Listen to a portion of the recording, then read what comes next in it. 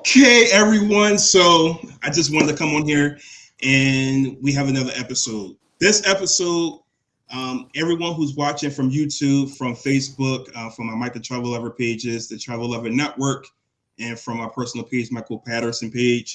Man, we have a special episode.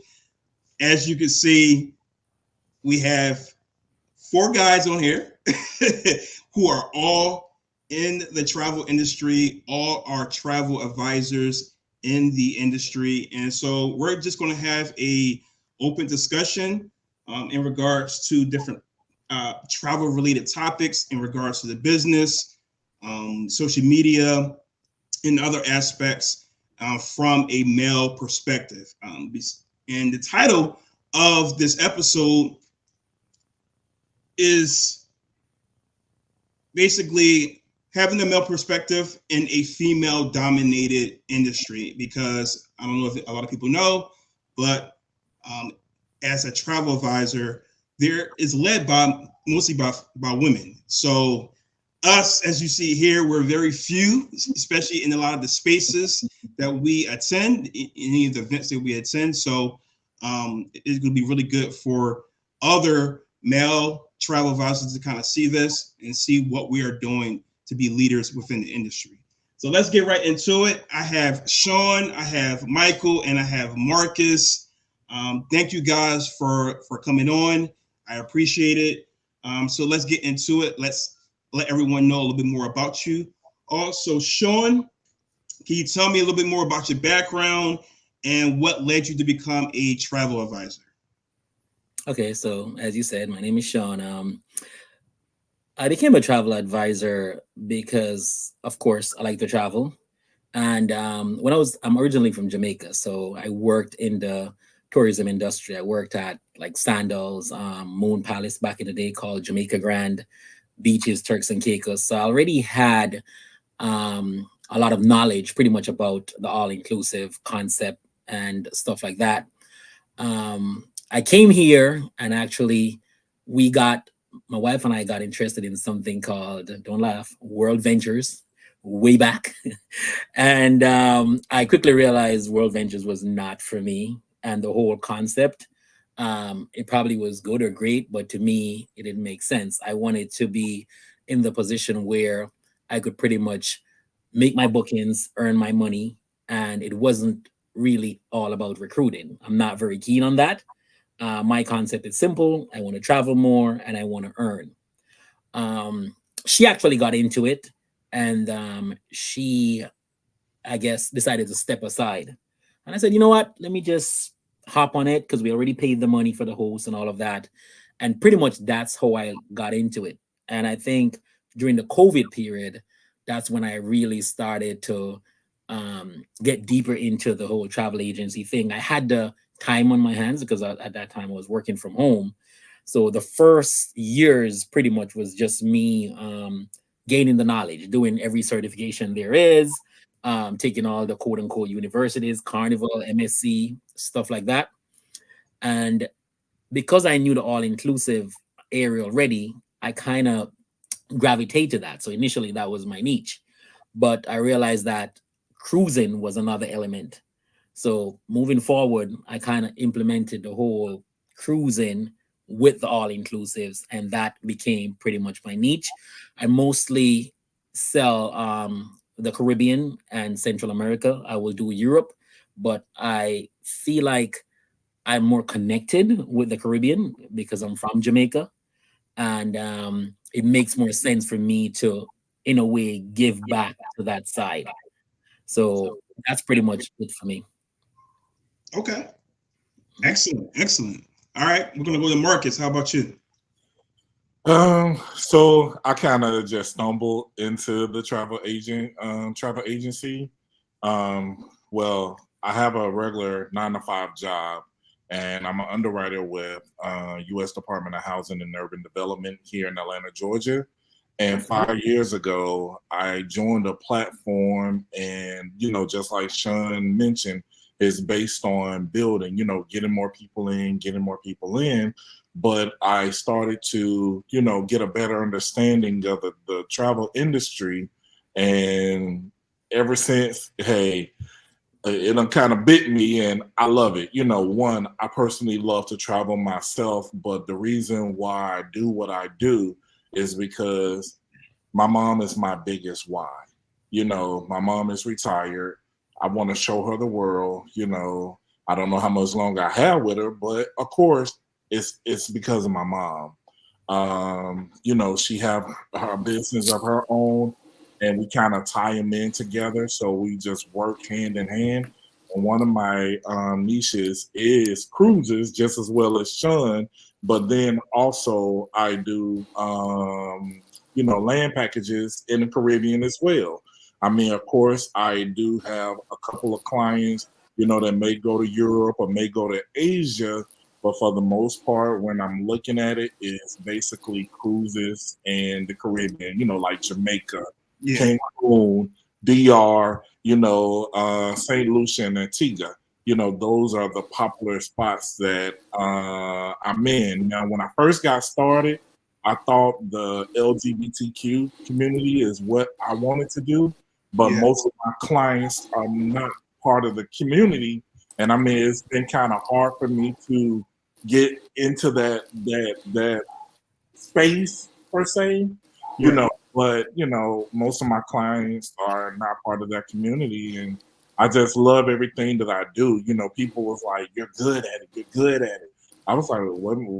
How y'all figure I'm good at it? What make me good at it?"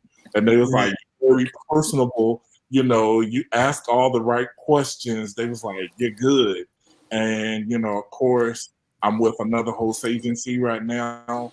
I'm still in a transition of learning, but trust me, I will learn it and I will make it happen. That's right. There you go. There you go. Hmm. Excellent. Excellent. All right. So we're gonna go and we're gonna go next to Michael. Same question. So my name is Michael. I'm in North Carolina. I'm the owner of Michael's Destinations of MD Luxury Travel. We just went through a whole rebrand. Got into travel 7 years ago.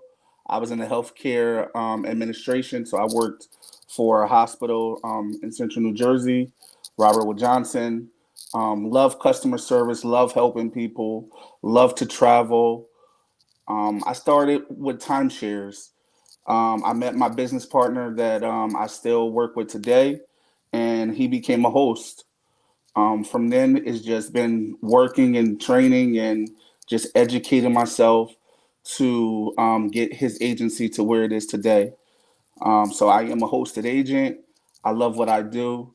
The last 2 years, I've been very fortunate to go full time as a travel advisor. I have a team of travel agents that's work underneath me, and together we work together as a family to help our clients.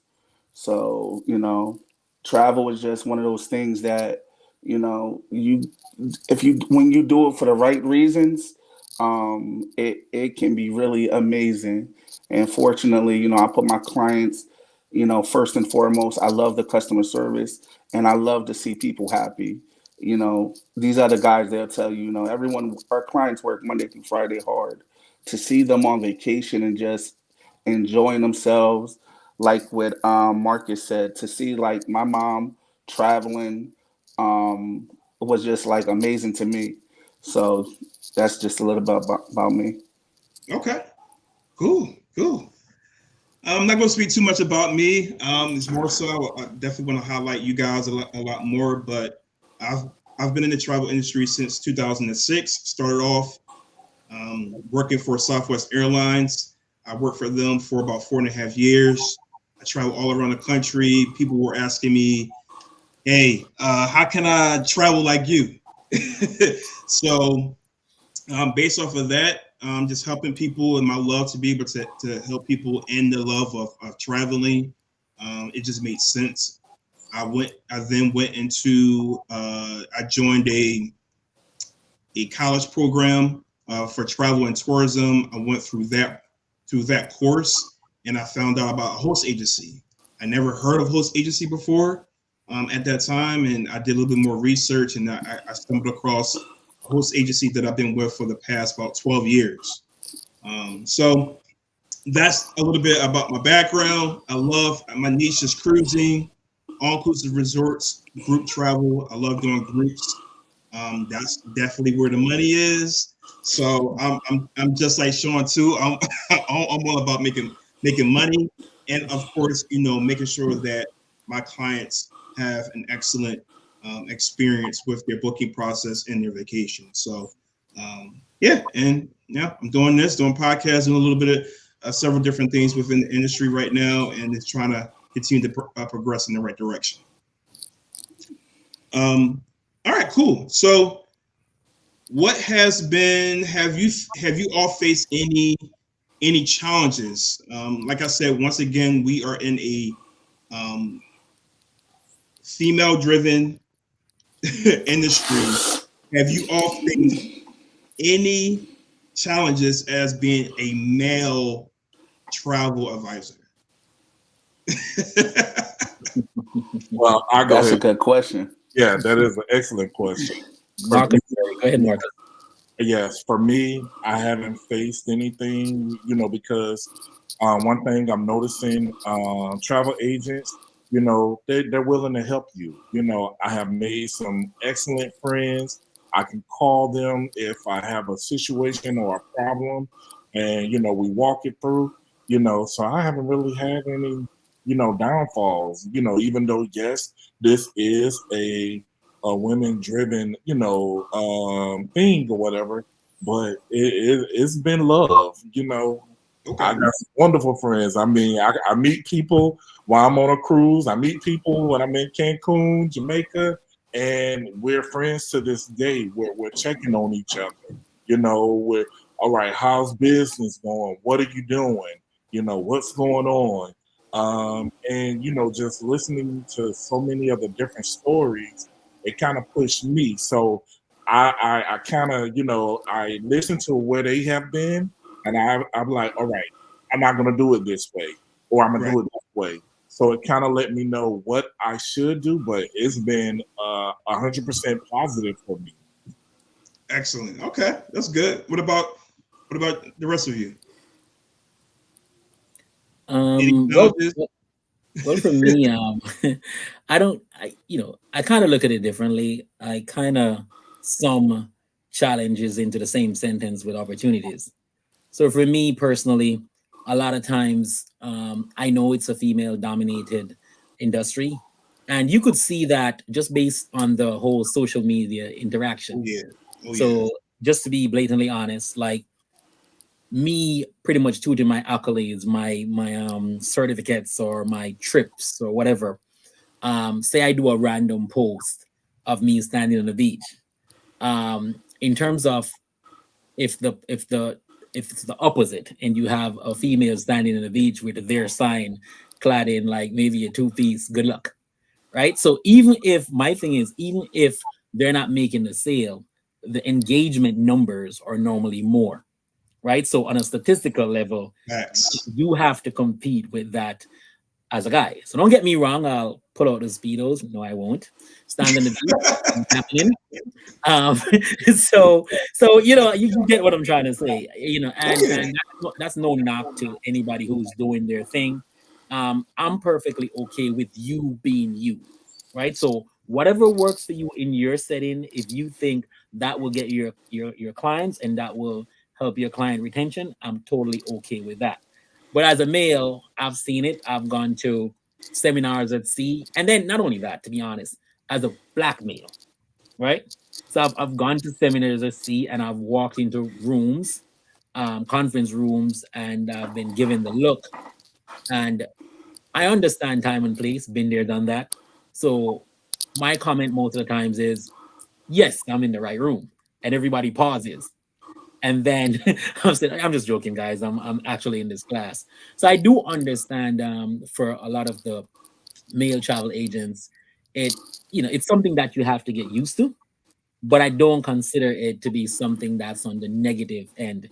A lot of times the female, they're dominant in the industry, but they're not doing anything I would say that's beyond our capability, right? So it's on us to be educated, it's on us to improve our marketing efforts, It's on us to have platforms like this where we could discuss these issues and actually make each other better. Because since I've been traveling, I think, Mike, you're probably one of the only, I'll say, black male travel agents I've met and connected to. Because we meet people, but Right. a lot of times the meeting is just preliminary. The connection is what matters. We've met lots of people on cruises and um, all inclusive vacations and fam trips, but there's normally a handful of people that you maintain a connection with, and that's important. So I'm just saying, I don't see it as a. I know it's female dominated, but I don't see it as a real disadvantage. We could actually spin it and use it as an advantage, right? Okay. I'm from Brooklyn, and I'm trying to literally. I heard Marcus talk about this, but me, I think there's a greater calling. I'm simply trying to move guys out of the club to traveling, which Right. is more difficult than you think, right? So you party in and you're partying $1,500 a week. That's a cruiser too. So in my mind, that is a greater calling. I want to see people that look like me out there doing the same things, because a lot of people don't know that the world is accessible, and that's pretty much my calling. Love it. Love it. Love it. Love it. Excellent. All You right. said some great. You made some Yeah, great points, man. That was Sean. excellent. Yeah, Sean, that was definitely that was listen. very, very good. How about you, Michael? I had a moment in November. So I've been in travel 7 years, but a couple years ago, I went from just being a Caribbean agent, and I jumped into destination weddings. I jumped into vow renewals. So not only am I in a female dominated industry, but I'm on their side now. I'm wedding planning with my clients. I'm picking out decor now. It's really stacked against me. But all I can say is the women that I have partnered with, I have worked with, that have mentored me on this side of the realm, and men, they've been awesome. What they want to see first and foremost, and I totally agree with them. They don't look at you being a man. They want to see that you're pushing as much as they did to educate yourself and what you sell. You show these women, you show these BDMs, these suppliers that you're educated. They're not looking at your speedos, or who cares about your your marketing. My marketing is getting totally better since I brought in a virtual assistant to help me. But we can definitely, once we break the barriers down ourselves, we can match up with anyone in the industry just by educating ourselves, having a proper mentorship, and just going to those conferences, connecting. I've made so many powerful connections in the last 2 years being full time that it's amazing. It's totally amazing. So yeah, we can definitely match up. I now attend destination wedding conferences.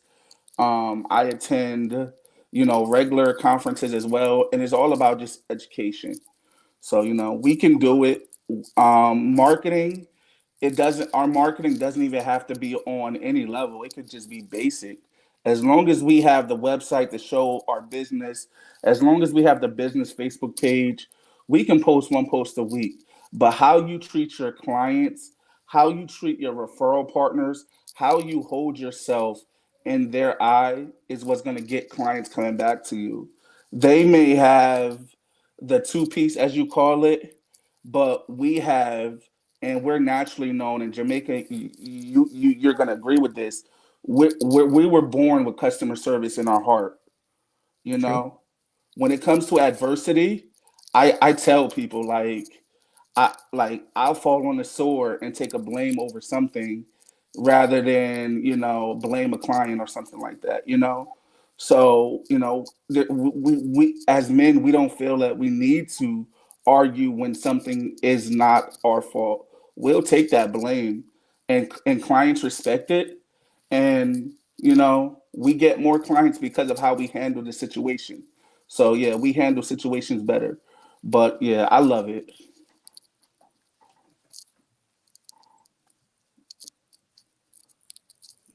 Mikey, you're muted. Yeah, you muted. Oh no, that's it. That was the end of that. I'm sorry. Okay, No. you good. Oh, It's me. Oh, Um, I don't really have too much to say. On top of everything else that you all just said, but I do, since I'm in the kind of the social media space, I definitely piggyback on what Sean is saying in regards to um, it's not necessarily maybe a negative thing, but it can be a challenge when it comes to I've had conversations before where um, the women in the industry, they will post certain things as far as their travel. They'll get so much more engagement because I mean, to be honest with you, it's based off of looks, um, body, everything. When it comes to women, that is going to sell a lot of times more than what a man may put out as far as maybe when it comes to travel, unless we are bare chested, we muscular or something, and we're posting, posting our travels. Get no, those No, gains, Michael. Get Mike, those gains, man. Michael, Michael. yes. Whenever he says Michael twice, he means I'm just saying, unless we're doing that, it I'm can be sorry. This it is can be Jamaican, man. Marcus know what's coming. it But can be a Michael, challenge, but but Michael, can they Mhm. can they hold on to those bookings? yes, but I'm more so talking about the social media space, not necessarily maybe in regards to like actually booking people. And that's why I said me in the social media space is a little bit different. If I could put something out and a female travel advisor or influencer could put something Yep, out, but because she might be in a bathing suit or the dress that she's wearing or something, that's going to be more eye catching a lot of times that's than okay. me. Who, I'm not saying that I'm not attractive, but I'm not out here showing my body off. And that is okay. You get And that's fine, right? Right.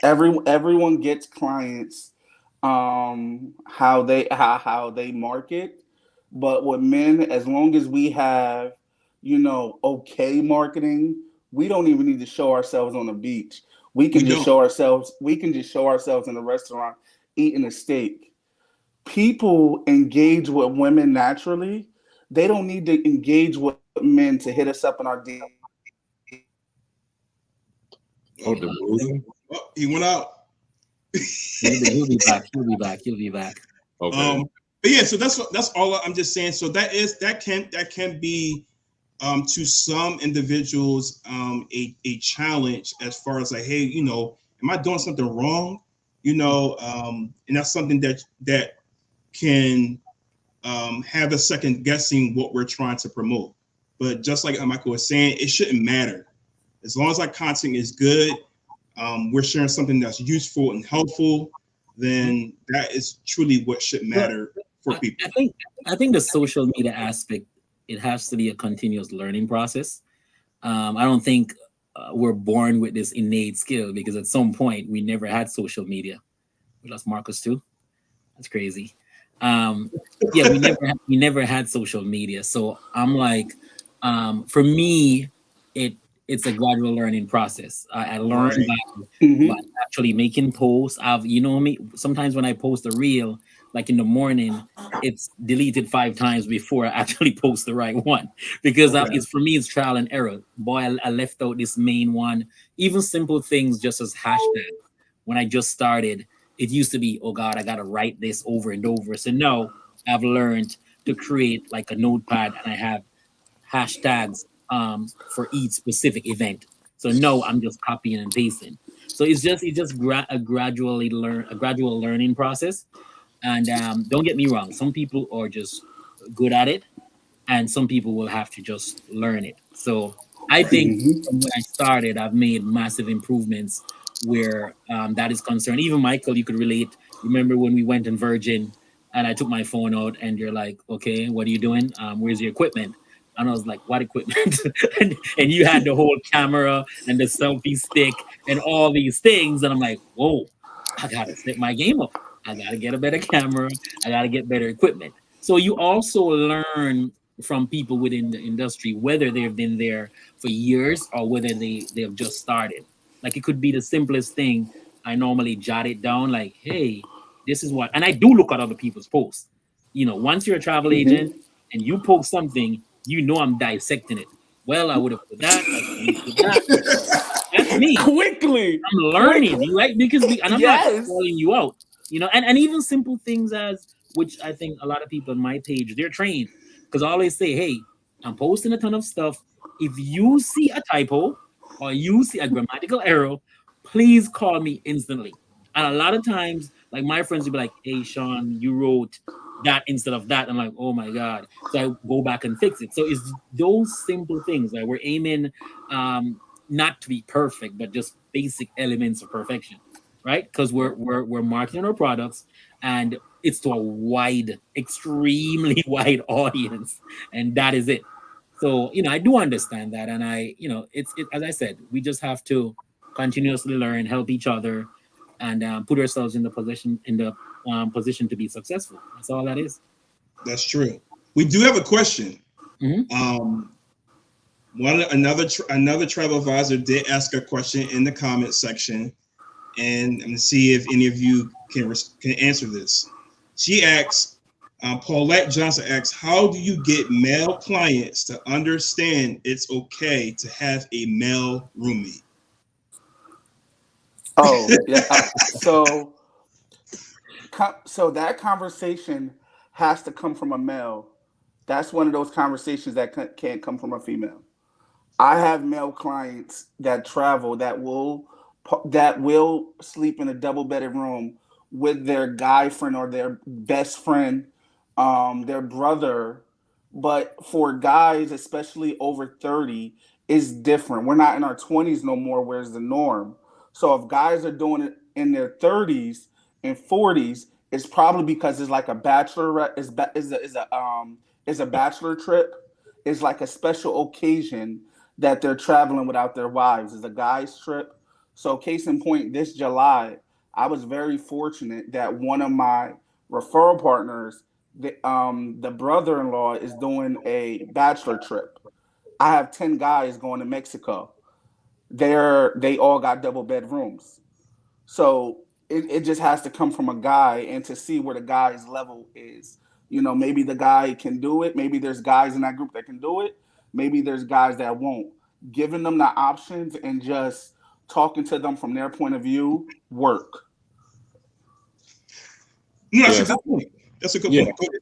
And Yes. that's the same thing. That's the same thing. Like when I'm dealing with females, some females they will share, some females they won't. The ones that will share, they'll tell you in casual conversation who they're more likely to share with that's going in that group.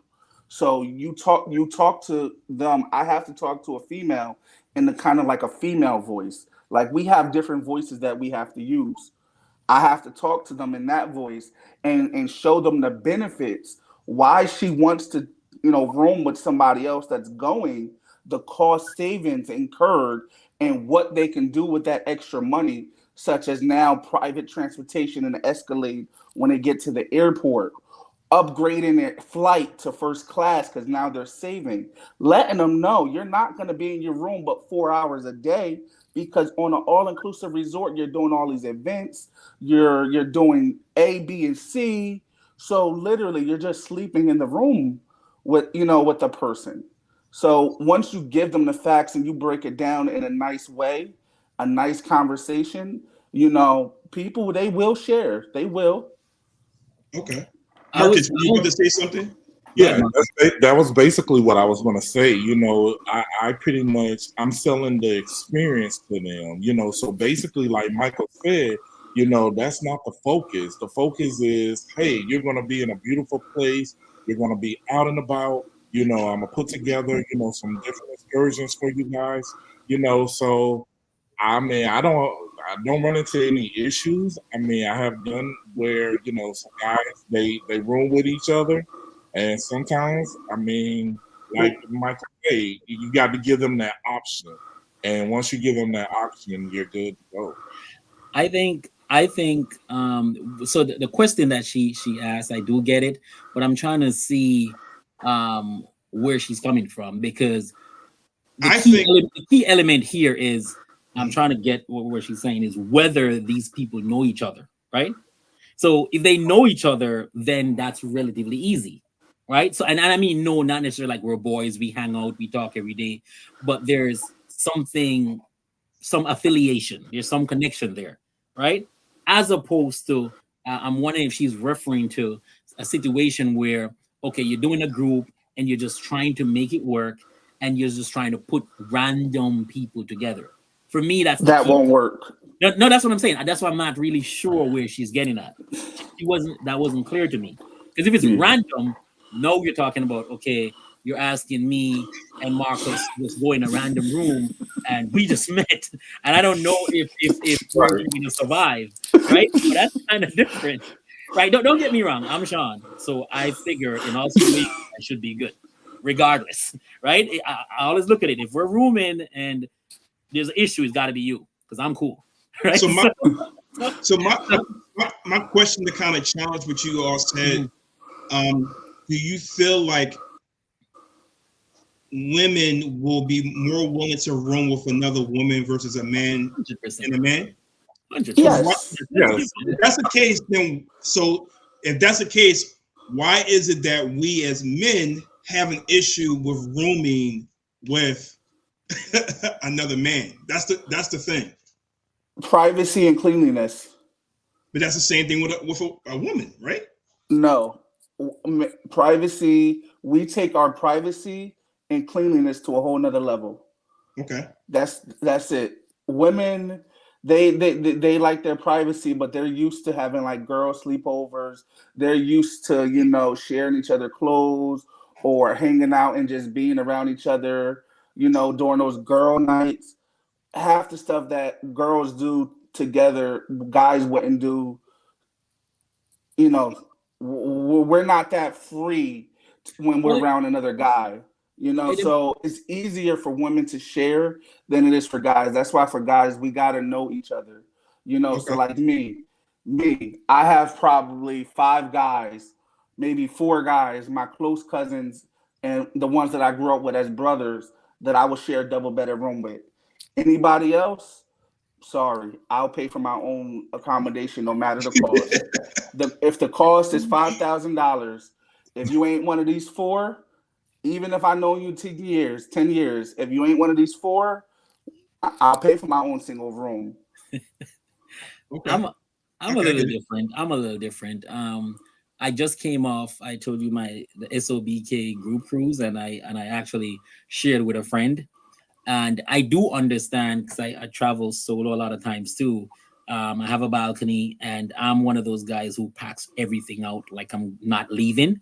So yeah, that's me. I put everything in the drawers, clothes, the whole works. So it was kind of different for me sharing the space where no, the space is limited, and I'm kind of like almost living out my suitcase, right? But for the most part, I kind of enjoyed it because my roommate was a first time cruiser, right? So a lot of times, I think what we need to do is it's not like you're establishing who's the man, but I'm the cruiser, I'm the agent, right? So if I have somebody in there, you're going to state the rules. You're going to be like, all right, dude, it's your side of the closet, my side of the closet.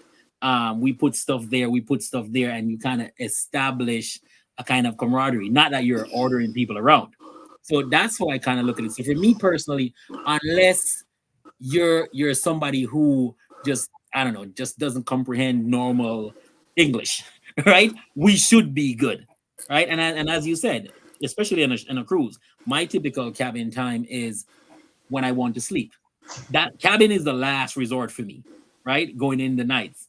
So for me, I think it's fine if you at least know the person. The randomness is where there might be an issue for me, but I don't mind rooming with somebody that I know, especially if I'm giving them that experience, right? And I'm all about the money too. So if 2,000 versus 1,000, yeah, I know my math.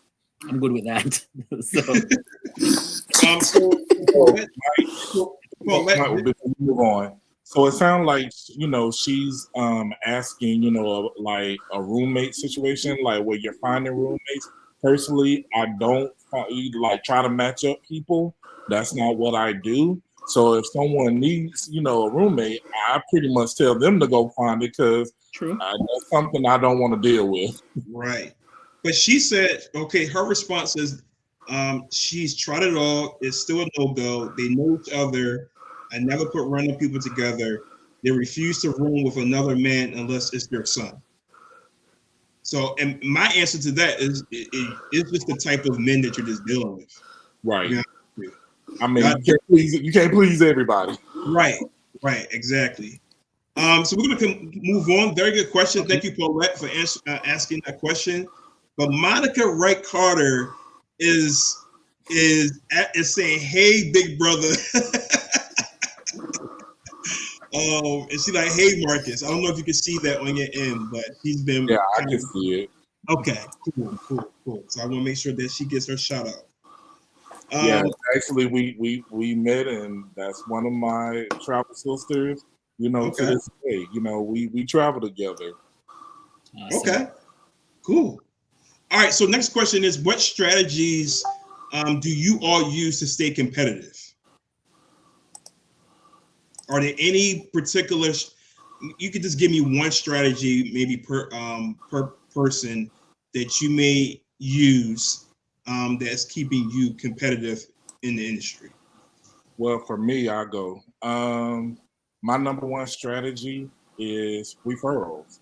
So I really believe in nurturing my clients, and I'm going to give them the best customer service out there because they can choose to book wherever they want to. There's thousands of ways in how they can book, but if they choose me, I'm going to nurture them from beginning to the end, and I'm going to give you an excellent experience.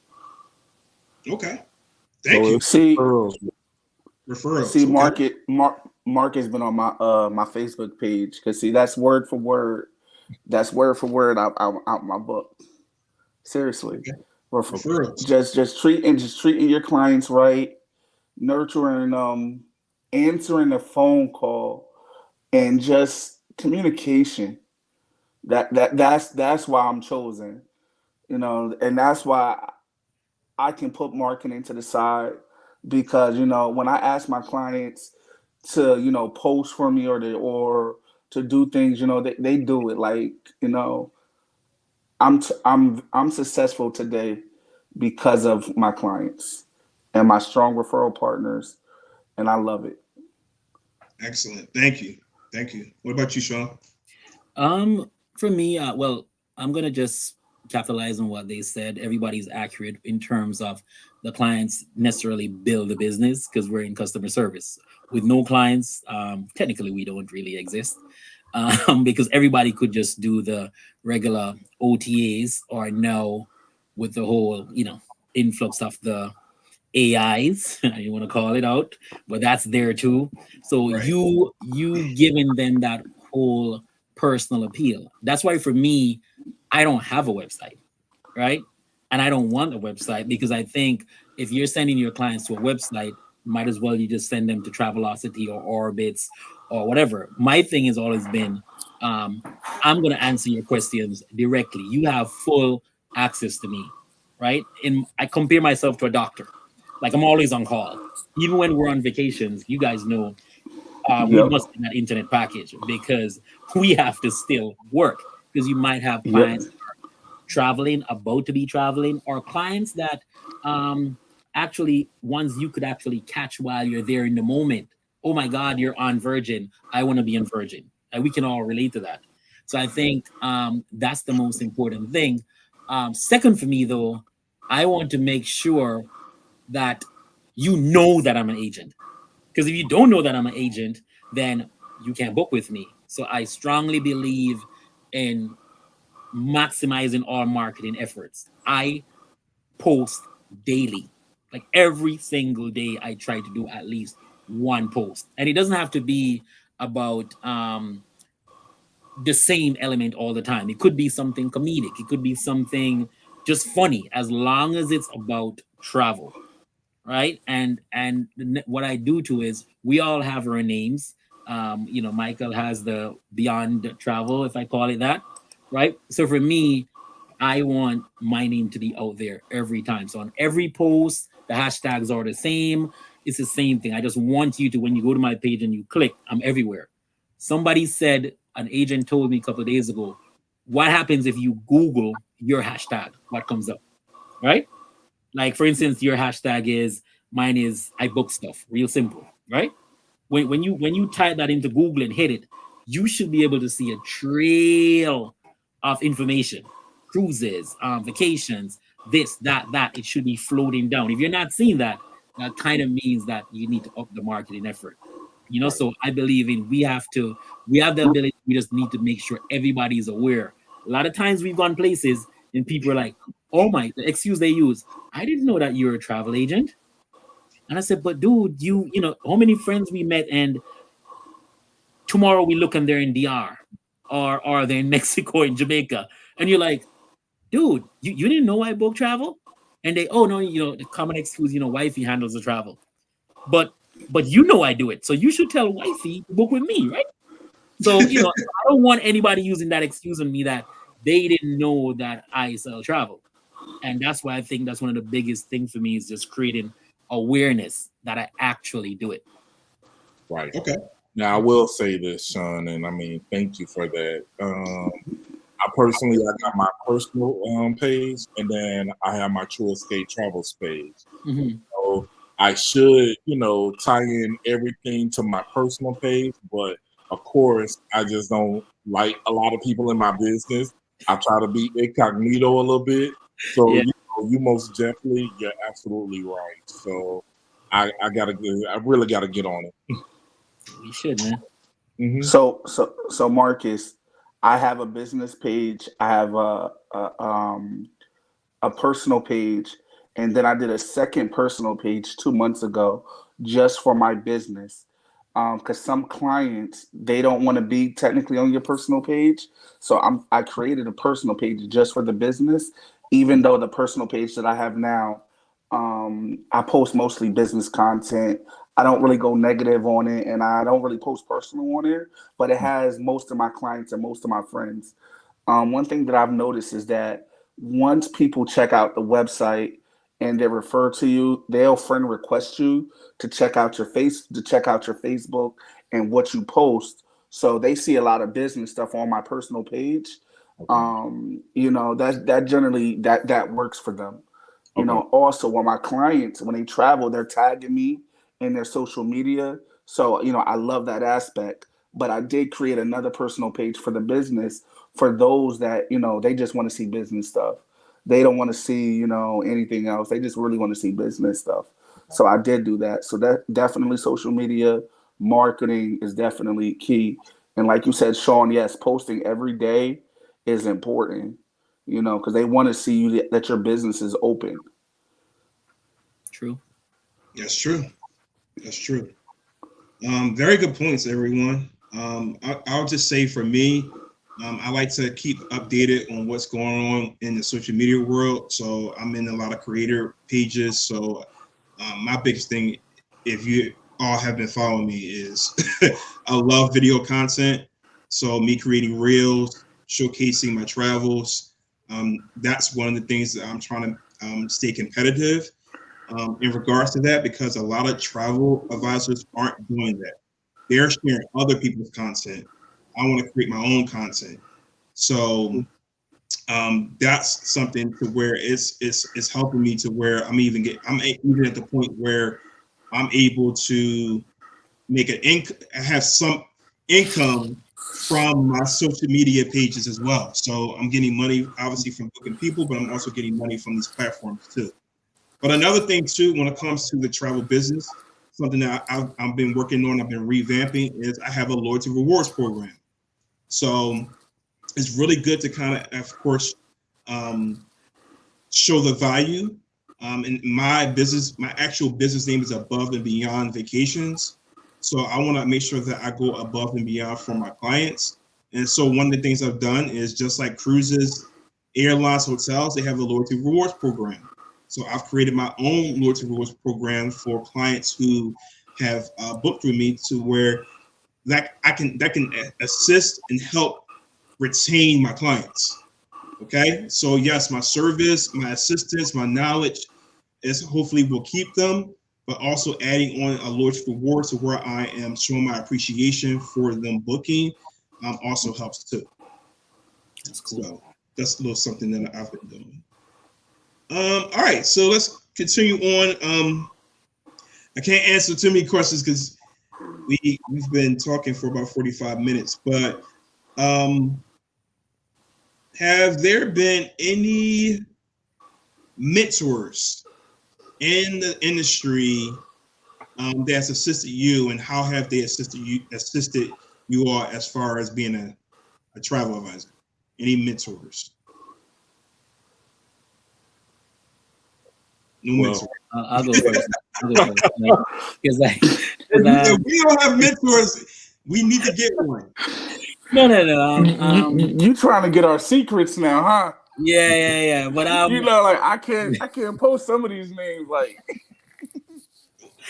I can. I'm not even gonna post. What's wrong with shout? Look, I'll shout out my. I'll go. I'll shout out my mentors. I got it. I have two mentors. Mm-hmm. Well, I call them mentors. These are travel advisors that like I go to, and they're gonna keep it real. They're gonna be honest. They're not gonna sugarcoat anything, and they're not biased, even about me. So one is Lawrence Pickney.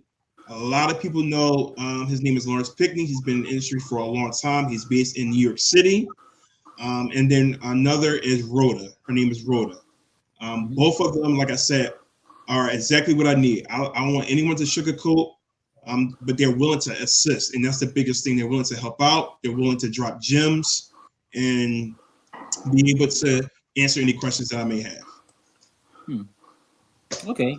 So mine is more simplistic. I think I don't even think she knows she's a mentor, and those are normally the great ones, the one that have no idea how invaluable they have been. So her name is Geraldine, and she was the first person I got in touch with when I signed up for Prestige Travel. I had no idea what I was getting into, and she was just very helpful. Like from day one, the same thing you mentioned about getting vaxxed in 90 days. My vax was probably like 5 days. They have a net advantage program, so all of that kind of rolled out to me, and she's been supporting me behind the scenes. All fam trips, she gives me the option to decline, and she's been of great help ever since I signed up, and I really appreciate her. So she's been a great mentor. I don't even know if she knows she's a great mentor, but for me, those are the greatest ones. They don't even know. They just help and assist regardless of the situation, and even getting to the level where early on I was more focused on the education attainment, like just more focused on getting the knowledge that I need, and I wasn't traveling. And she was like, okay, Sean, so now you have the knowledge. And the money question is, where have you been? And not where have you been, but where have you been lately? And that stuck in my head. And I realized, hey, it has to be a combination. I have to have the theoretical knowledge, but nothing beats me on a beach. If I'm saying I'm Ocean Key and I'm selling it, nothing beats me being on Ocean Key in a picture. So I really learned a lot from her about the business. And so that's my mentor, Geraldine. Excellent. Mm-hmm. Well, for me, I don't think I have mentors, but Rhoda, she's an excellent source. She's one of my. Rhoda too? Yeah, I know her as well. Okay. I met her at Puerto Plata. Like I said, I have a lot of friends.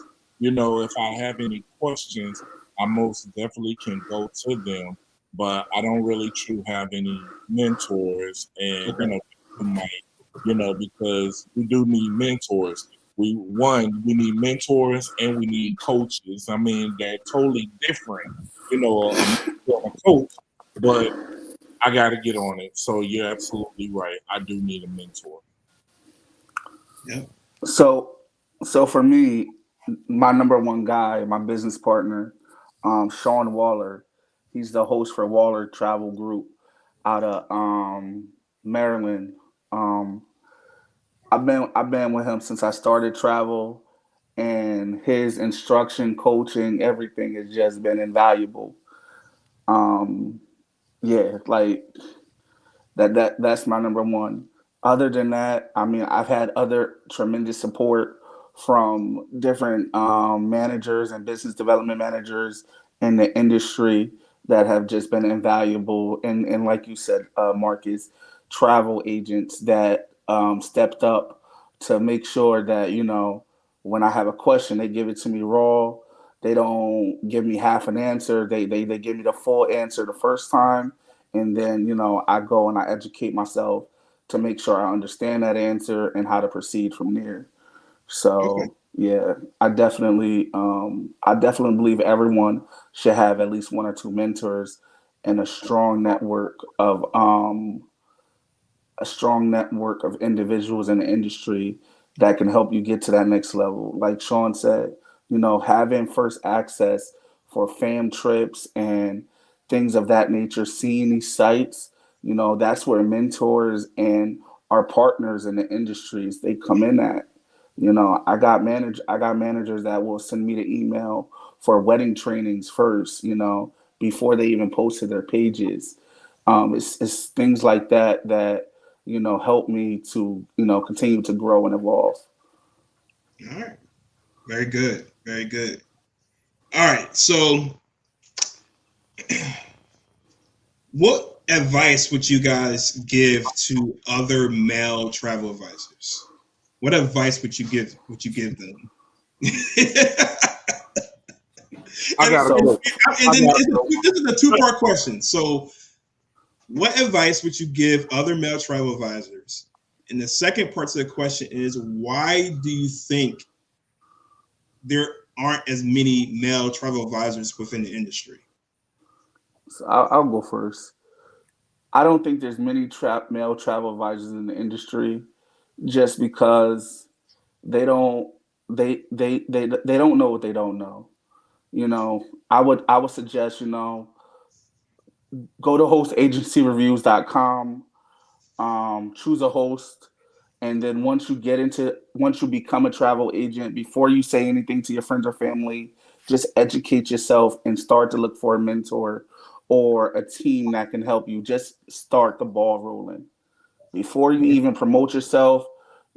Just come in like if you're a new guy in the warehouse, take your first 6 months, learn a little bit of stuff, try to look for a mentor or at least a coach, a team player that can help you.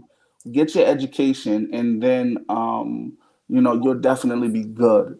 But don't be afraid of what you don't know.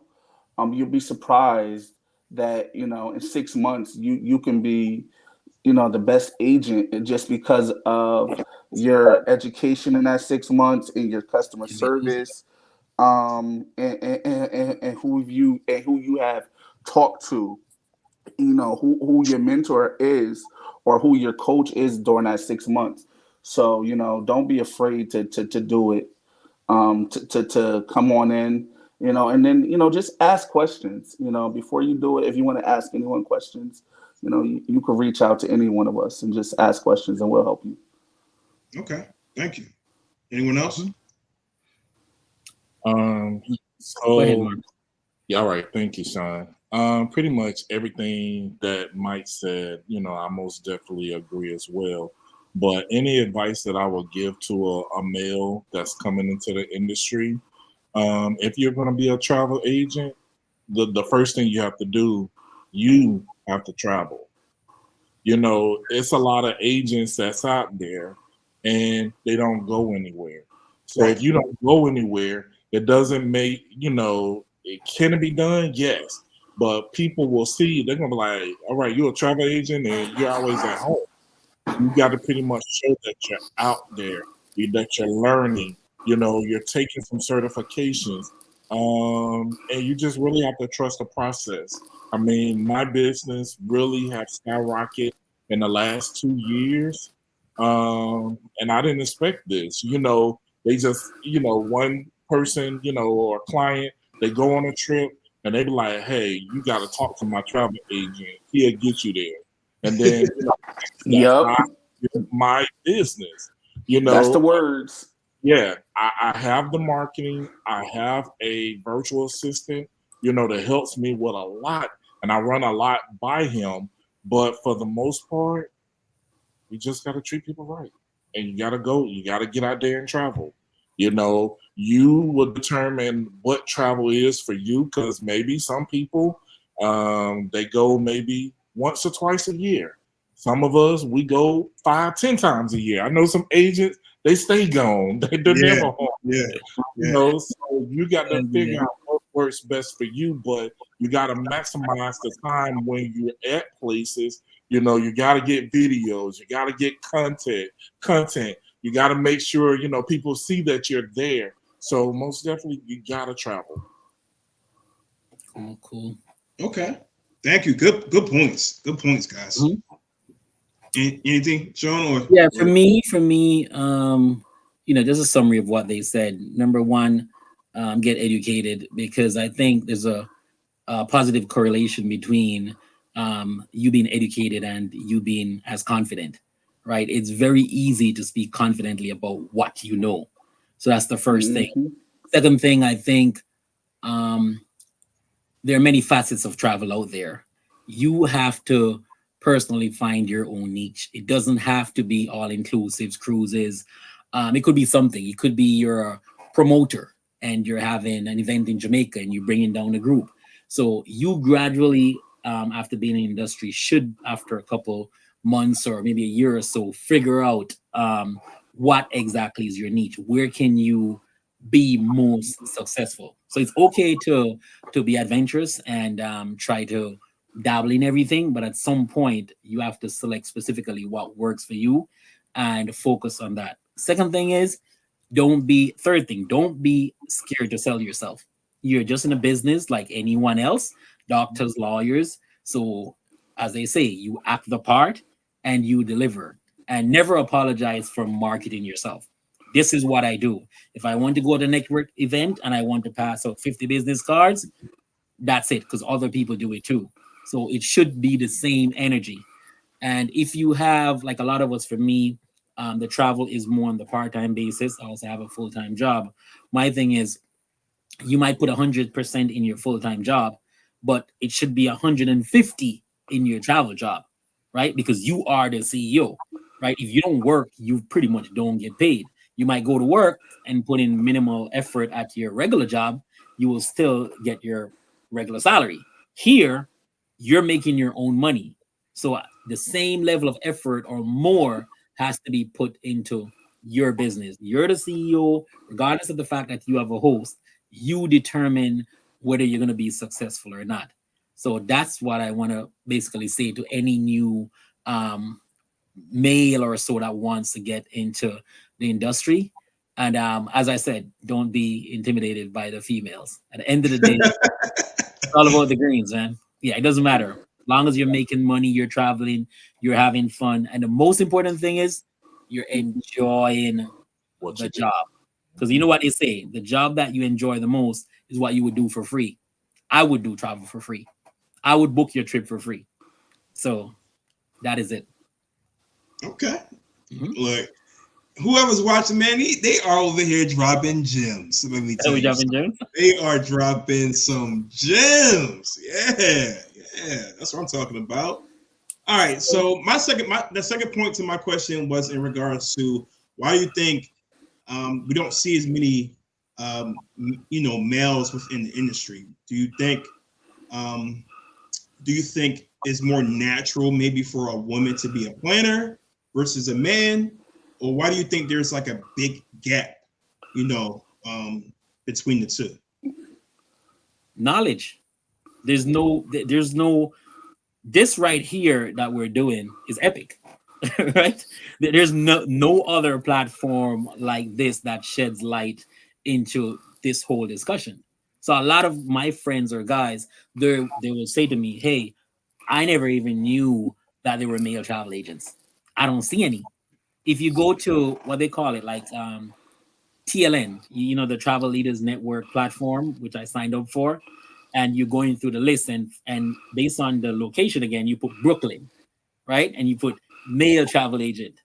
Good luck, right? It's just a few. It's just a handful of people. So a lot of guys out there, they don't even know that this is a career path. They don't know this exists, right? And I think because they have, like, for instance, you have a degree in marketing or a degree in business.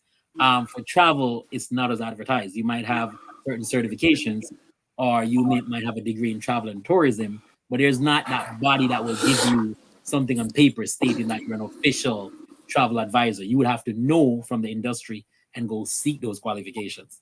So that's also a big issue. Okay. Okay. Tracy asked the question. I'm gonna put it on here. She asks, "Why do you think the men are intimidated?" I'm not sure what she means by that. So Tracy, I don't think. Go ahead. Go ahead. Go Go ahead and Tracy, ask her. if you can kind of expound on that, what do you mean by why do you think the men are intimidated? Intimidated by what? Go ahead. I don't think the men are intimidated to become travel agents. I think it goes back to they don't know that this is something that they can thrive in. Unless they're being introduced from another male or a female to bring them into it, to show them what they can do, they don't know. Like me, 7 years ago, the young lady that got me into timeshares, she got me in because I had previously rented one from her. I love traveling. I was 18 years old, or I was younger. I was probably in my 20s. Anyway, I was traveling with my wife, and I loved it. She brought me in as a male, and that's what started this.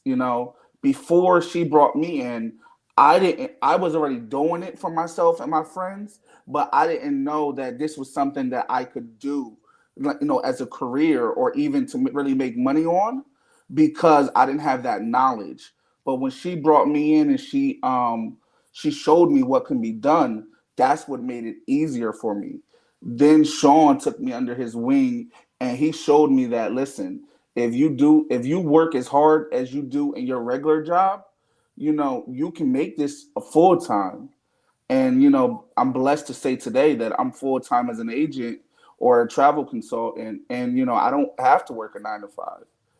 Good point. So yes, Good so point. it's definitely being brought in and being shown, you know, with your platform, what you're doing today. This is huge because for every guy, if we introduce this idea to one other person, whether they're in marketing, whether they're in public relations, whether they're in communications, got people that guys that like to help people, they would thrive in this industry. They would really thrive and they can really change the dynamic for their family, whether they're full-time or part-time. It's the equivalent to being a airline employee. People in the airlines, they change the game for their family because of the benefits that the airline provide. We Right. are now changing the game for our family, like Marcus said earlier, with having his mom travel. Me was sending my mom to Jamaica for her 57th birthday. I was able to do it because of this. Right. Okay. So thank you. Good points. Good points. I don't want to diminish that at all. So I'm going to put her question up again. She said, "Why do you think the men are intimidated?" I asked, "Can she expound on that?" And she did. And this is her response. She said that when he said men don't be intimidated, I guess she meant men. I noticed that some of them are standoffish at events. So I'm assuming that she obviously saying that I guess when we go to different events, a lot of men are standoffish, and she's Yes. I guess asking like why. Why do we think that men are standoffish at or timid? She said intimidated. I don't know if it's intimidation. That's a Right. strong No. word, man. It's a choice of So words. Right. I don't know if it's intimidation, but I think maybe. so No, Go ahead, go ahead. Marcus. Go ahead, Marcus. Yeah, I mean it's a couple of things that plays a factor into that. Basically with me, it's not that I'm standoffish, but sometimes I may be quiet because I want to get the knowledge. I want to understand what I'm hearing. And, I want to take good notes to where I can come back, I could put it into play, so sometimes I can be a ball of energy. I know how to have a good time, but when I'm serious, I'm focused, and it may come off as a little standoffish, but me, I'm just trying to pay attention, because I'm sure we all have been to events, and you have that one person, or the lady who's just asking questions, and it's irrelevant, it's not Right. important. Say, and I'm like, what does that have to do with this?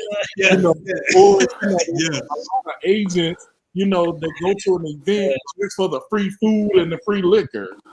That's not my purpose. My purpose is to, expand my knowledge, get all that I can, and I'm trying to just focus sometimes. Right. I also think too. Great points. I also think that women are more social butterflies, I would say, than men are. So just like how Marcus mentioned, I'm the same way. If I'm going to a conference or something, I'm focused. I'm focused on what the speaker, the presentation, and whatever it is. That doesn't mean that I'm not friendly. I'm just more so I want to make sure that I get all the information that I can get so that I can learn from it.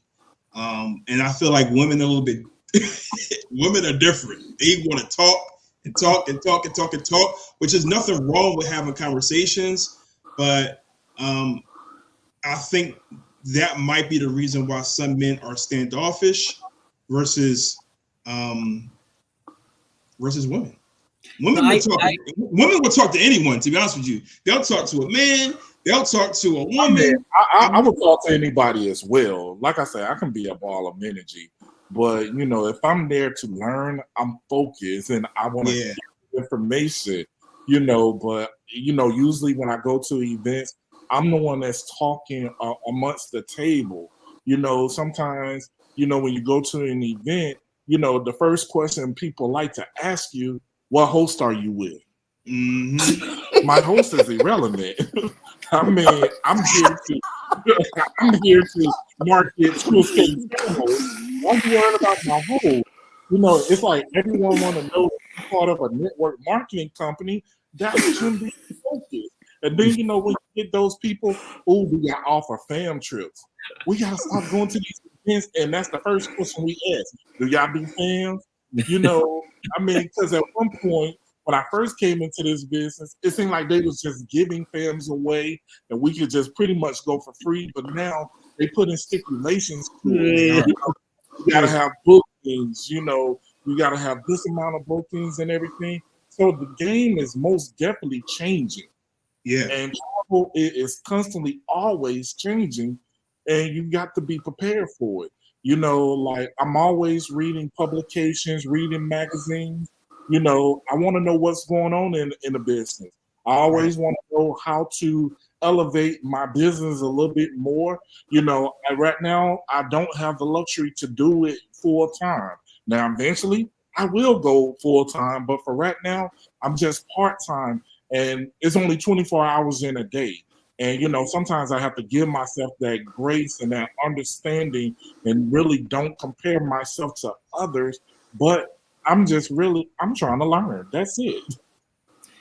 well, Excellent. Michael, So I, my I get it. So I heard so the standoffish part is kind of funny. I'm trying to dissect it. I'm trying to everything I hear from me, my mind works in scenarios. And I'm thinking, okay, she's a standoffish, as in it's different when you're at a conference where you have a host or you have a presenter, right? And in that aspect, I understand um, you have to pretty much pay attention, right? You have to be disciplined enough to stay focused and learn.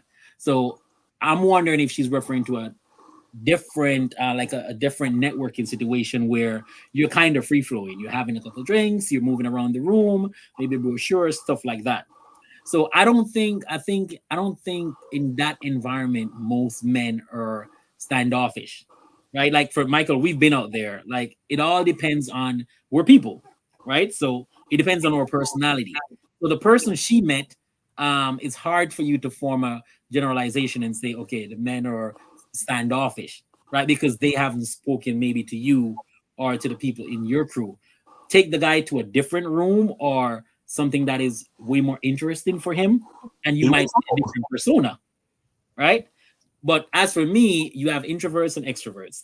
I would think I'm more of an extrovert. So if I'm in the room, you're gonna know I'm in the room, right? And it's not that me. I'm just basically gonna talk over people or demand whatever. But my presence is welcoming. Hey, how you doing? That.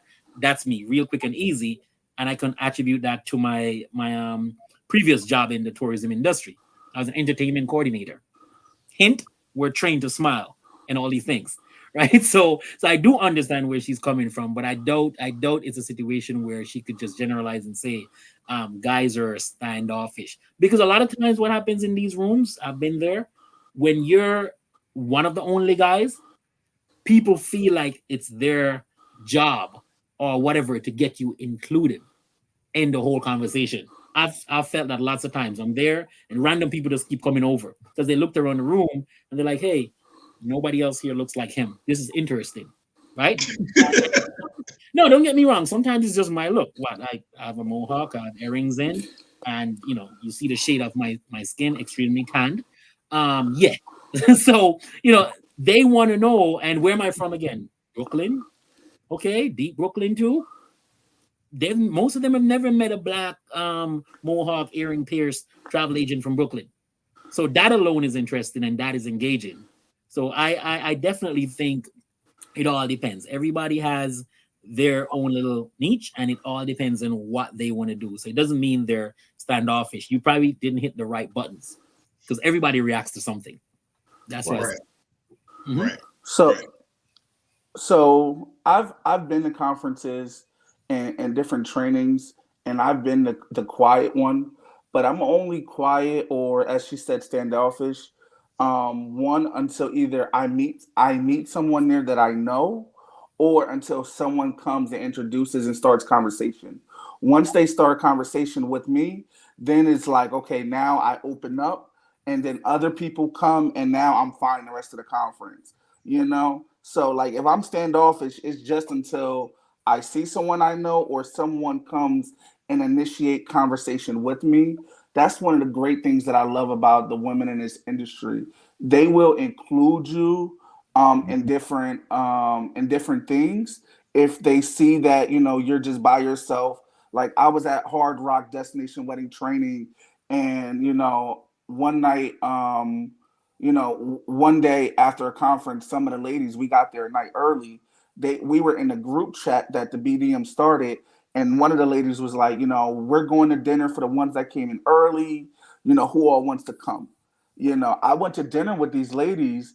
We had dinner, and then I went back to my room, and from that moment on, the whole rest of the conference, we all hung out. It was to the point that the last night we had the big party and everything. And I was like, I told my partner that I was with my host, my mentor. He came in the next day. I told him, I was like, man, I'm going to sleep tonight. Like it's 9 o'clock. I'm in my room, I'm doing work, travel work. Like he called me. He's like, hey, all the ladies here, they looking for you. They want to know where you at.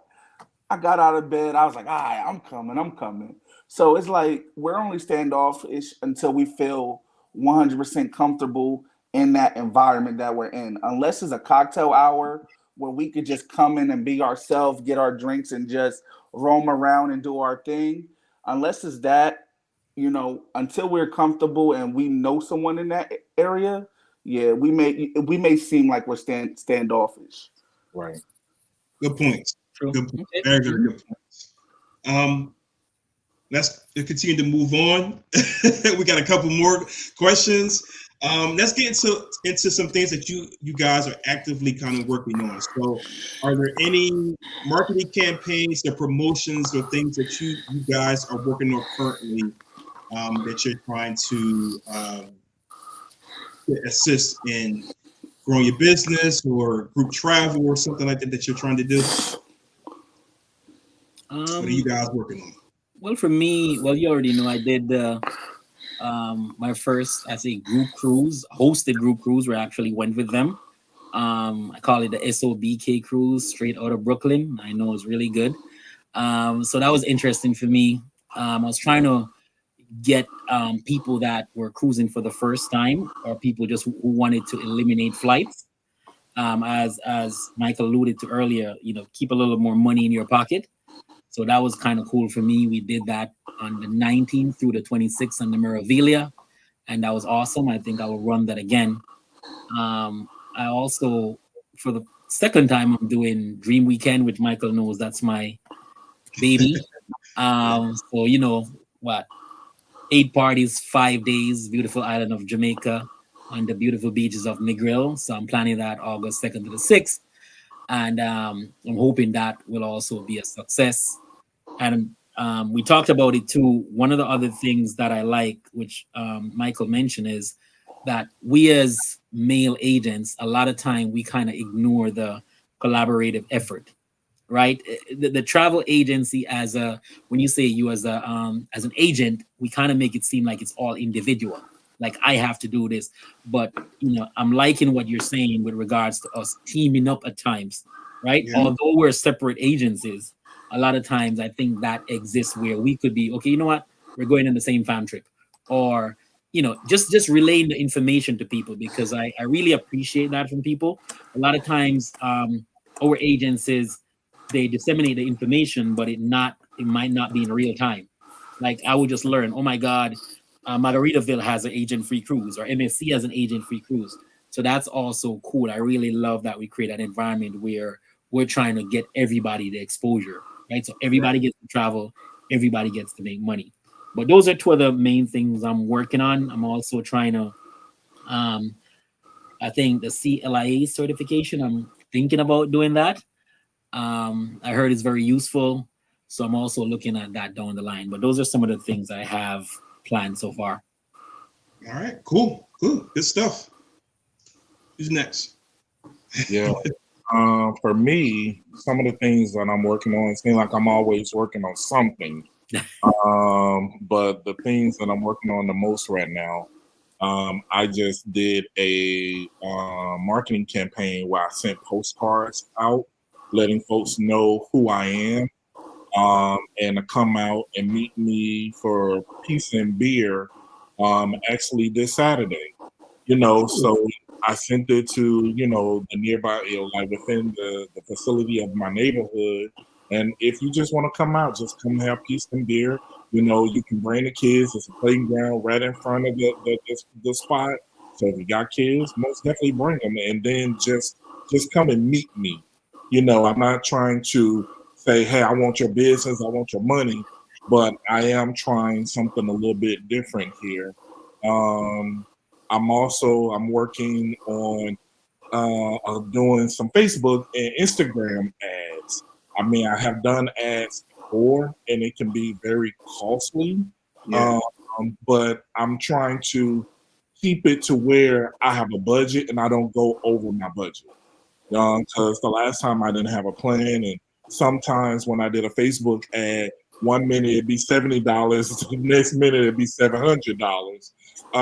So I'm about to do the Facebook ads, and basically it's just whenever I go anywhere, it could be a doctor's office, when I'm out to eat. I'm telling people, I'm a travel agent. That's what I do. Because with my statue, with me being 6'4", I'm 280 pounds. People think I'm a football player. And, I'm just like, back in my day, I played football, but I'm an old man now. So now, I'm letting people know and being intentional, having conversations. And of course, when I'm out, I'm talking about my travel agency, and people are going to ear hustle.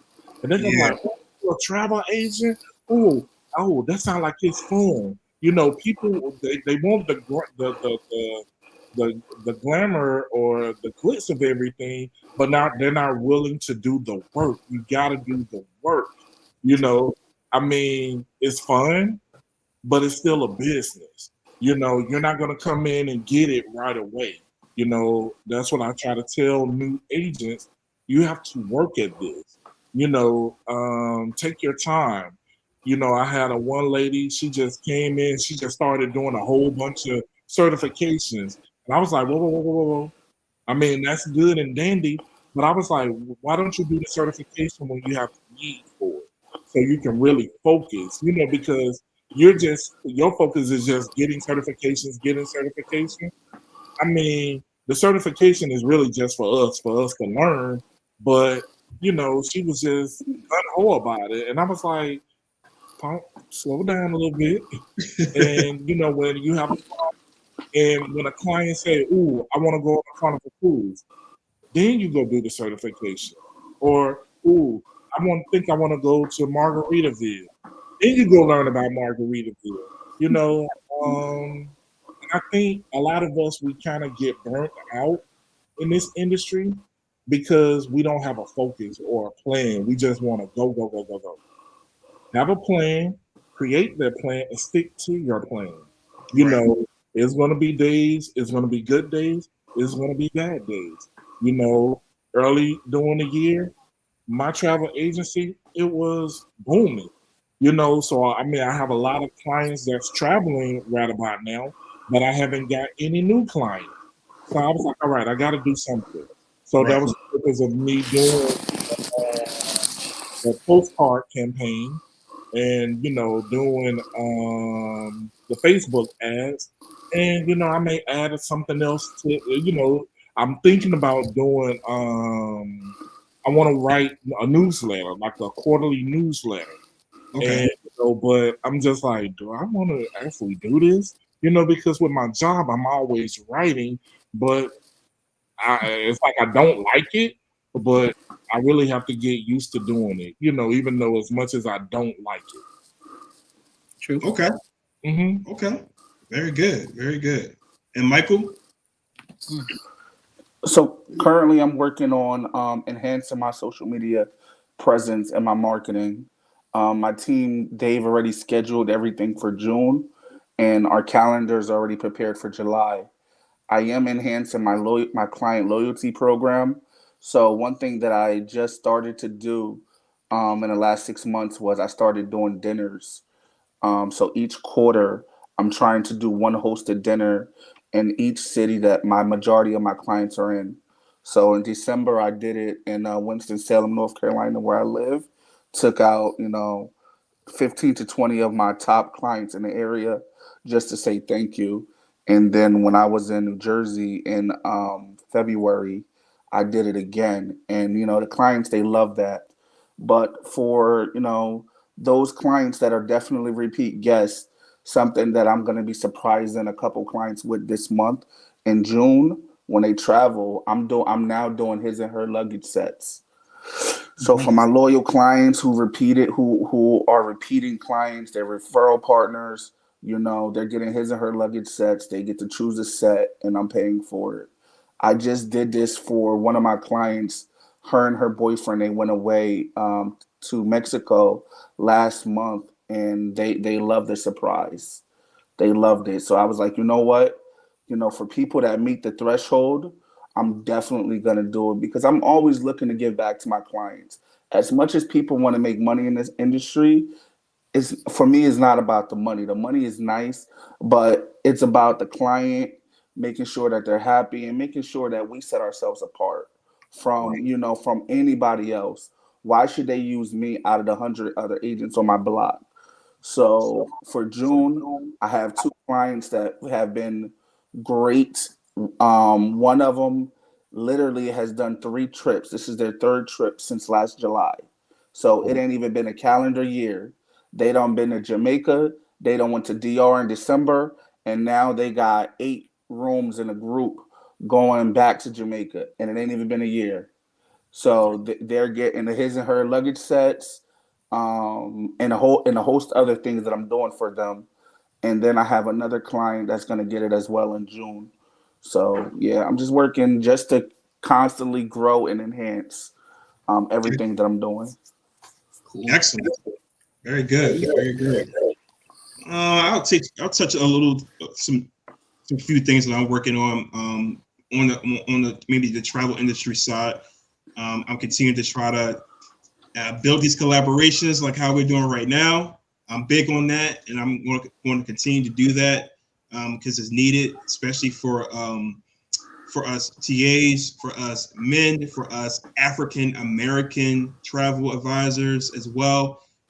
Continue to try to bridge that gap to see that we are traveling. We are here, and so that's something I'm working on as far as creating FAMs, providing more opportunities for us TAs to be able to get that firsthand experience, which is very, very important at a lower cost, so that can help elevate our business, and just continue to kind of provide mentorship to others as well. So that's some of the few things that I'm working on as far as that. On my business side of things, what do I have going on? I have a lot. I talked about revamping my loyalty rewards program, so that's something that I'm really looking forward to. But I am just continue to just assist my clients in the best way that I can possible, providing that knowledge. I've been revamping some of my booking processes, putting in some automation to make things more seamless for me and make my process more efficient, and also provide a little bit more information for my clients. So I like the newsletters, those things, tips for my clients, depending on what destination or what maybe cruise lines they're going on, providing more information for them as well, so that can help them with their travel. But that's some of the few things that I'm working on. I have some group travel, some group bookings I'm working on for 2025. So I'll be kind of announcing that soon.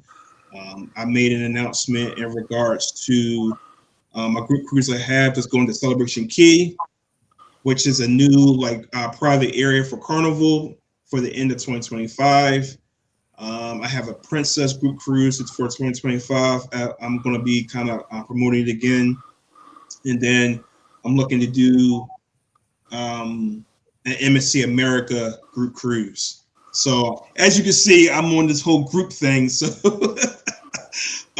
that's some of the things that I love to do. I love cruising. That's another thing too. Like whenever I put together a group, I like for it to be hosted, and I like to be there, so that obviously I can make sure that things run smoothly. But a lot of times people want to travel with you, so I'm there. I'm able to engage and build those relationships, and I call out my clients friends, or travel friends or whatever. So just continue to build those relationships with my clients. That's what I mainly focus is on for the remainder of this year. I year. assume our group cruise is in the mix as well.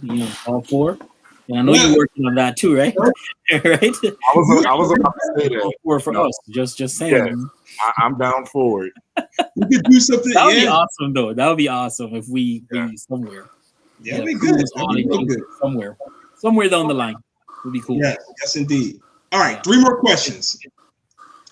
The next question is, we want to get into what do you all like? So as far as let's switch up the question that I posed to you all.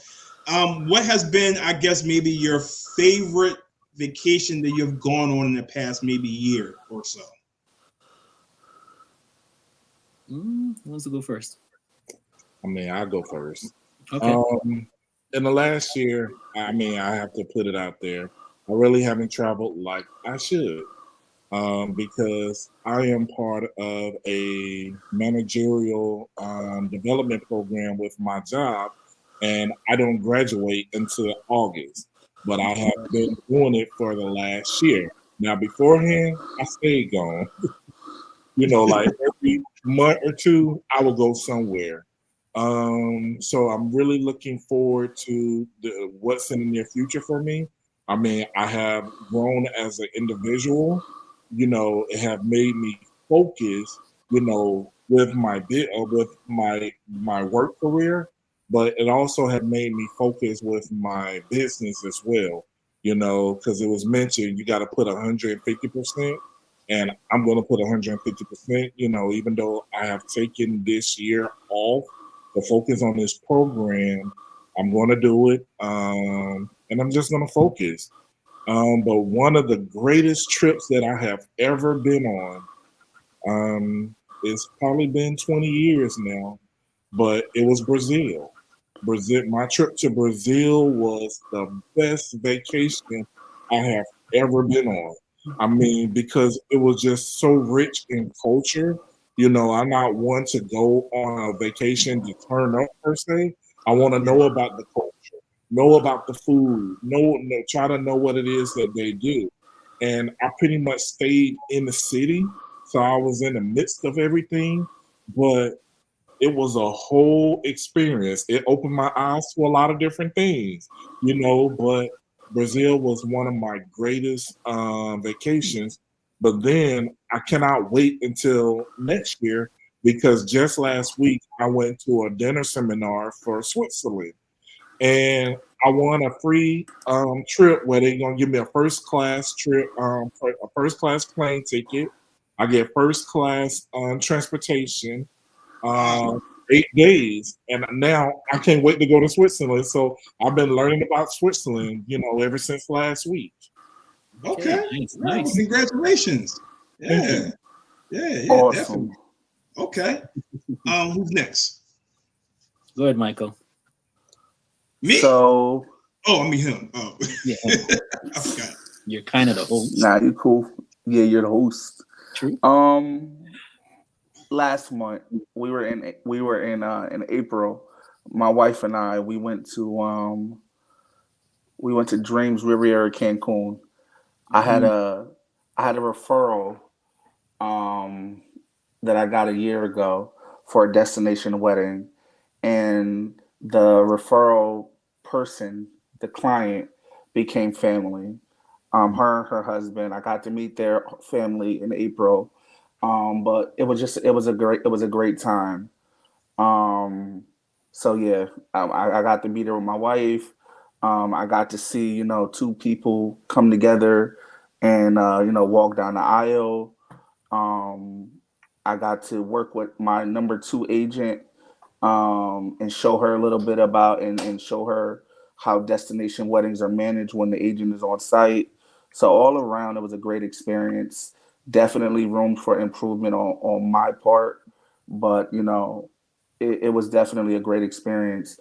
And just to have the breaths on the balcony overlooking the ocean front, with my wife, to have that little time, in the mornings together, that was key. That was key. We got Nice. to unwind just for the mornings, until 10 a.m. And then we went out and we started, doing our responsibilities and we started handling our obligations for our clients. Nice. Nice. Okay, Mr. Sean, Uh, Mr. Playmaker. for the people. Forget that. So I think for me, all my trips are like epic. I guess because I kind of approach travel as if everything is my first time. I still can't hardly sleep the night before, and I've gone on so many trips. I don't know if that happens to you guys, but I just if I went to Jamaica last week and I'm going again tomorrow, I'm just as excited. There's something Yeah, about it that's a yeah. different adrenaline rush that it's very hard to explain. But I think for me, my first solo trip on a cruise, I think that one was the most, I would say, exciting and memorable because a lot of times as agents, you will get the perks, right? But a lot of times you're kind of waiting for that second person to come along with you, whether it be family, if they're not available, then your boys. And a lot of times you delay and sometimes you lose that chance. And that had happened to me numerous times before I learned that, oh my God, I can be out there alone and it's okay. So I think that first cruise, I think it was, I think Carnival Miracle, and it stopped in, I think Catalina and Ensenada. I still remember it to today. And I went out there. I knew no one. At that time, I didn't even know there was like Facebook groups for each cruise. That so yeah, because now you're going alone, but you're not really going alone because you're probably in the group cruise, the Facebook group. So you actually, you know, communicate with some people already. So I think that was the most memorable experience I've had is when I made the decision that hey, it's okay to travel alone. It's okay to be bold, get out there, get on an airplane, get on a cruise, and enjoy your own company. Right? Don't get me wrong. It's cool to bring people, go with your family. That's great. But knowing that you can just get on a plane or jump on a ship all by yourself, not knowing anyone, and actually meet people. Because in that position, you have no other choice. It's either you're going to meet some people or you're going to sit there in a corner all by yourself. So I really love that first cruise for me. I think that was the most exciting adrenaline rush I've had since, I've been traveling. Excellent, excellent, excellent. I could say I actually had two in the past year. One was my Virgin Voyages. Um, the Virgin Yeah. the Virgin Voyages, where that's where first time I met Sean. Um, that was great. That was a lot of fun. I was not expecting to meet him there, but um, it was we had a really good time, and the '70s party we did with our Epic. costume with our outfits, that was epic. That was epic. Yeah. So you talk about the life of the party. Everybody wanted to go up and take pictures with Sean. I had my moment of fame, man. What can I say? We had on platform shoes. Nah, I had on this purple pimp outfit with a Yes, hat, he's a pimp. and I also had a stick with me as well. Right. Yeah, I played the part well, man. I played the part well. That was epic. It was excellent. So that was fun in itself. Um, Yeah, but my icon of the seas in January was sir. amazing.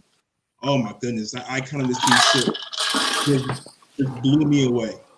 Like like the ship itself, and also to getting to meet a lot of the social media influencers, like the ones that you may go on YouTube and you may watch um a cruise vlog from some of the top vloggers. A lot of them were on that cruise, so just to be able to kind of engage with them, have conversations with them, hang out with them. It was a really really good experience, and quite a few of them were still cool. Still followed them, and it was a great experience. The ship itself is just mind blowing. So that whole ship is just amazing. So I just really enjoyed myself during that particular cruise. Okay. All right, what do we got? Last question you got? Last question of the night. We made it.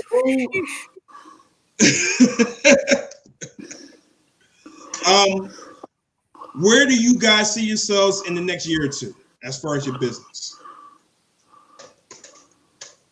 Well, personally for me, my ultimate goal, I mean, it's a lot of industry events, but I want to go to one of those industry events and I want to represent, not just for us, but for the men as well. Uh, I want to get my clientele and my bookings up. Like Michael said earlier, it's not per se about the money factor for me. It's about creating an experience. Seeing that these people are happy based on where I'm sending them to. And that's my ultimate goal for next year. I'm going to work hard and my focus. I want to be at one of these industry events to where they can see us a little bit more. So that is my ultimate goal. Excellent, Mhm. excellent. Who wants to go next? So Go ahead, Mike. my goal this year is to streamline my business and just and just be more efficient for my clients. Give them the experience that we discussed in the onboarding phase and just automate. My ultimate goal is to get $1 million in sales this year, which I'm working very hard and getting out there to do. And next year, I want to be 2 million in sales. As Marcus said, being invited to the industry events is key, but don't invite me because of my numbers. Invite me because I mean something to your company. Like one thing that I battle with now is the support. I want real support. When you call me because is it because you really want me there, not because I'm there to just be there. So that's what I'm looking for. I'm looking for attending more industry events where I can showcase my knowledge. I can help. I love mentoring newer agents or agents that's looking to just step their game up and to just follow the path that I kind of was on. I'm on to just get better. Now I'm at the point where I'm focusing more on business side and not really the sales side. I'm getting my back office in order. So my stuff like my taxes, my numbers, my referral reports, reports from my ROI. Like last year, I started watching Shantira Easley from the Travel Gang, and like her business acumen is just unmatched. I joined the circle just so that I can, leverage up the business side.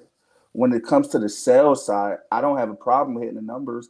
My clients take care of that because of the service and the experience I provide.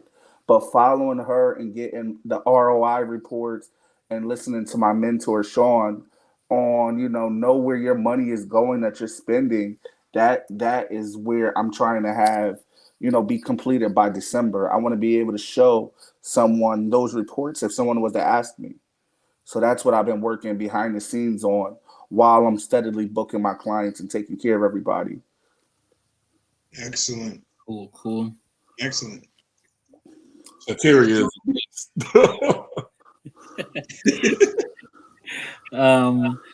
As for me, I probably will keep it relatively simple. My goals, long term, short term. Number one, I want to maximize sales. Number two, I want to improve on my marketing efforts.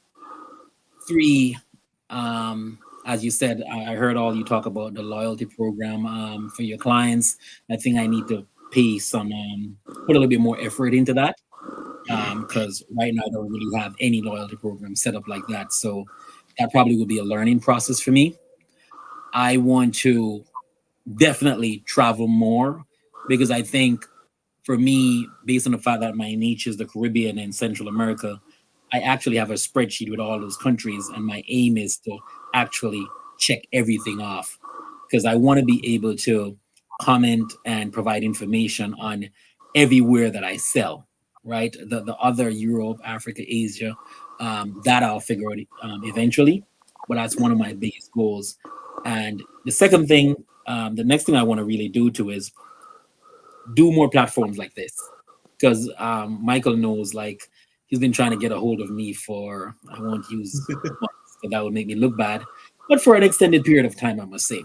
So a lot of times I'm not one who goes live regularly, which I kind of get chewed out of because I'm from an entertainment background where I've spoken in front of thousands of people.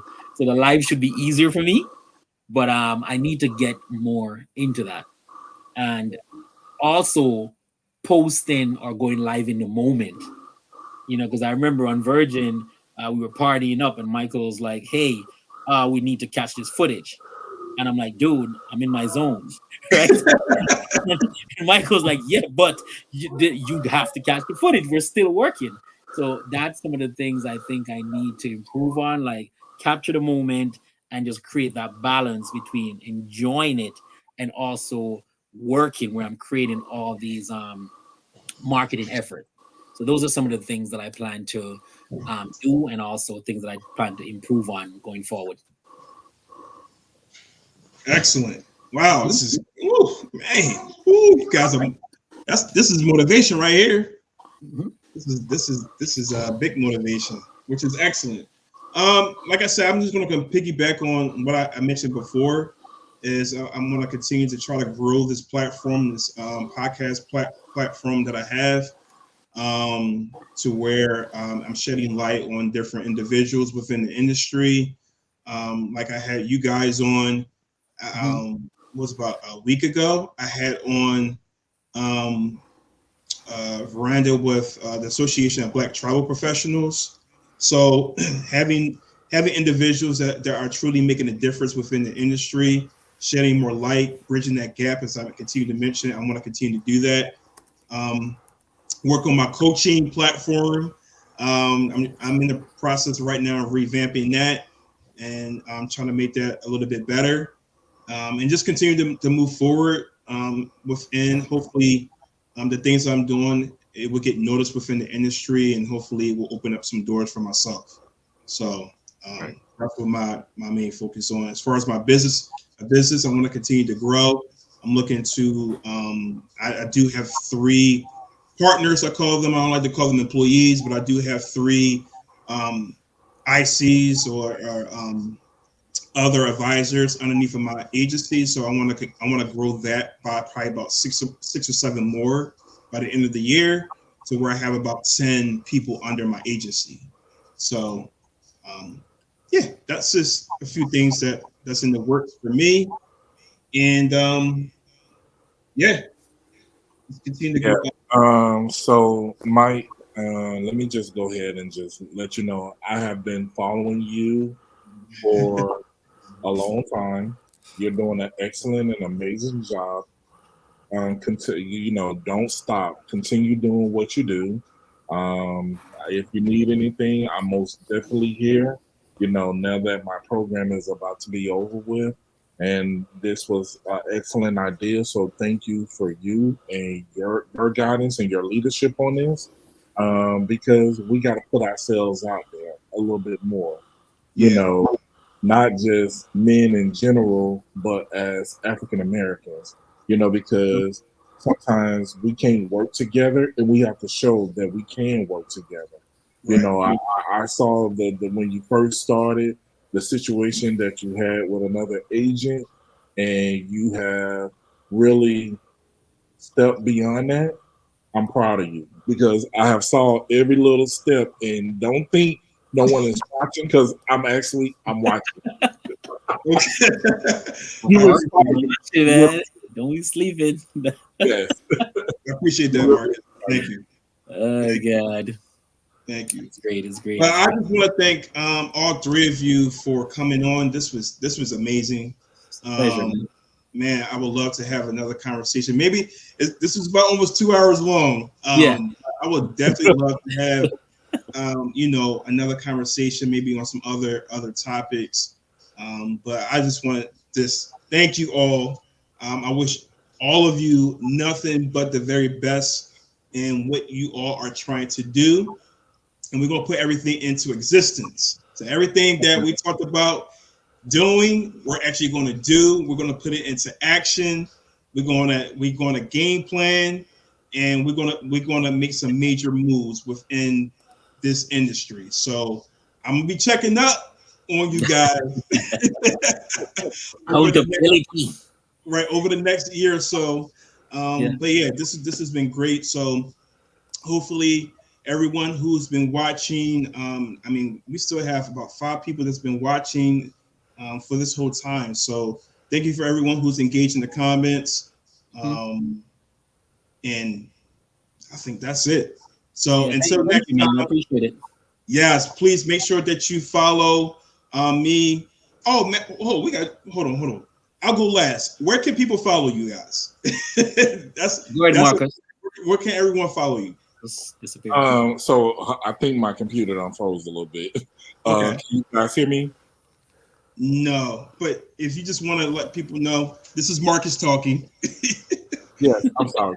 All right. So basically, you can follow me on Facebook, on Instagram. I'm still working. I'm still trying to learn how to work TikTok. But you can follow me at True Escape Travels, or I have a picture of me and my mom up on on the screen. I do need to change it right now. Or you can just follow me, on my personal page, which is Marcus Williams, in Atlanta, Georgia area. I have on a bright yellow hat. I was actually in the Virgin Islands when I wore that hat. So, I just love travel, everything about travel. If anyone, needs some help or some assistance, most definitely you can give me a holler. My telephone number is 404-642-8450. Once again, 404-642-8450. I just like to collaborate and really just talk to everyone. Cool. Appreciate it, Marcus. Mhm. All right. I don't know if Michael can hear, but Sean, where can people follow you? Okay, so mine is pretty simplistic. I'm on TikTok, Instagram, Facebook, and I'm also on the Travel Leaders Network (TLN).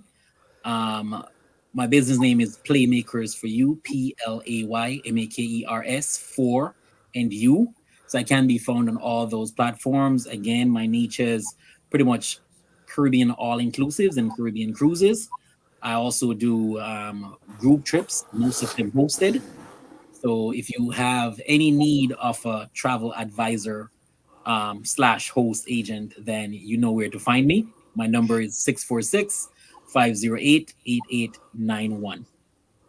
Perfect, perfect. All right, Michael, can you hear us? Yes, can you hear me? Oh, Yes, yes, sir. sir. Okay, so my camera just messed up. Sorry about that, guys. So You good? My name is Michael Goins. You can find me on Facebook on my regular page is Michael, last name Goines. On Instagram is MD underscore luxury travel. And on Facebook, my business page is MD Luxury Travel. I am a groups specialist. I love to plan and coordinate destination weddings and large group trips. With me is all about the experience. My business phone number is 908-421-9049. That's 908-421-9049. And I do travel to meet my clients. So if you're, in, Mississippi, Arkansas, California, and you want to set up a group trip, I'll fly to you. We can talk about it over lunch and then we can get it set up. Thank you guys for your time. I thank you, Michael, for this amazing platform that you brought to us, and I look forward to following your YouTube channel and you on social media to start networking with everyone. Thank you. All Thank you, right, guys. cool. Thank Thank you you. so much.